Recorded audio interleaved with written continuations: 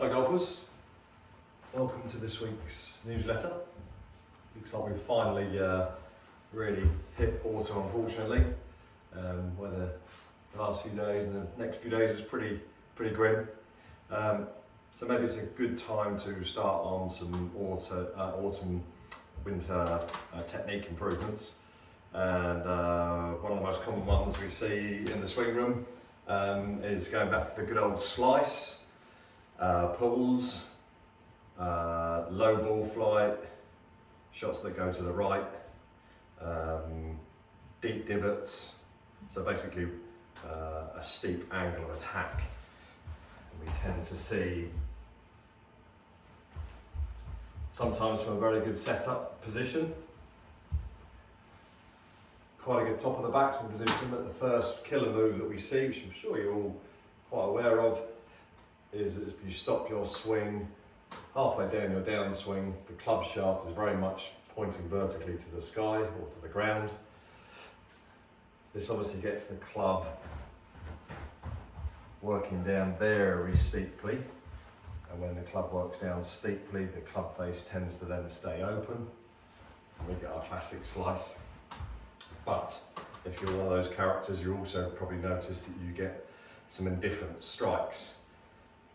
Could be middle one day, could be out the heel the next day, could be out the toe end the day after that. Mainly because when we get the club that steep, the club is travelling to a certain degree quite heavily across the back of the ball, you know, cutting from out to in across your target line. So how do we go about stopping that? Well, based on the fact that your setup's reasonable, and obviously it's very much important that you check that, your fundamentals, your grip, your ball position, your posture, your alignment is intact and in a good place, giving you the possibility to make a good downswing. Yeah, but as I said earlier, once you tend to see a lot of people making a good backswing, but the downswing becomes a problem. And the biggest thing we see is that from the top of the backswing, the right arm goes this way. The right elbow comes up and starts to point backwards. If I bring that right elbow down, it drops the club into a beautiful position, the shaft at least at this point, where the club is now pointing more a sort of 45-degree angle towards the outside of our golf ball rather than vertically sharp downwards. So, how do we achieve that? Well, obviously the hardest bit for any coach is to try and ingrain that into someone's golf swing, and most importantly get rid of the old feelings that you might have seen or had recently in the past. So what we generally find is when people try and work it themselves, is they don't make a big enough or strong enough improvement movement towards the other way, a big enough exaggeration. So let's say this is you at the start of your downswing, your club shaft is quite upright, we want to try and get it to here.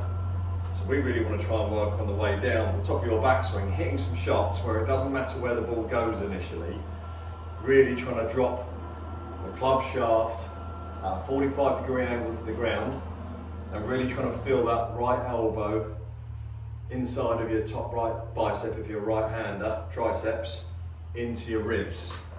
I've also got, which sometimes works better for others, some rather than others, a real visual training aid again as well.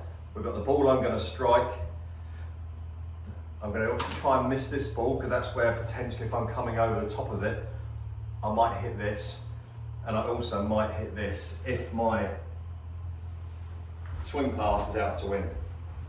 So this is what I would be doing if I was a slicer, setting myself up, making sure all my setup positions are correct, making my backswing, pausing, dropping the club into a nice exaggerated flatter movement, right elbow into my rib cage, and then rehearsing coming through making sure I miss this ball and hitting that ball.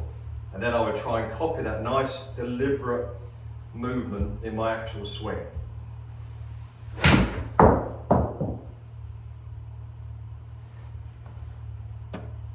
And there I've really exaggerated.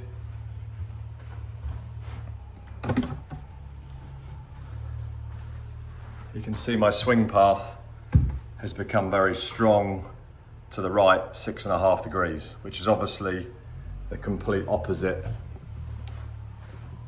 to a slicer's general movement. So, very simple drill for you. Lots of practice swings, using a mirror, video camera, over these winter periods, glum days like this where you probably can't get out and play golf, and you're just trying to drop that golf shaft into a 45-degree angle, the shaft pointing way outside your golf ball, and then you've got that other visual aid on the ground where if you are a slicer at the moment, you will strike that ball before you hit this ball, and you might even catch this ball on the way through. If you're making the correct movements and you haven't got a launch monitor to use for yourself, then if you can hit this ball without hitting that one and that one, you're making the right move. Okay?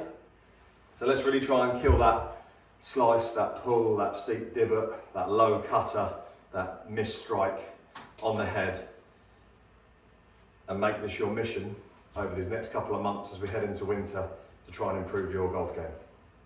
If you have any problems with that, give myself or Chris a shout and we can hopefully come and help you find some feelings, explore it on the video, show your natural tendencies, and we can get you fixed.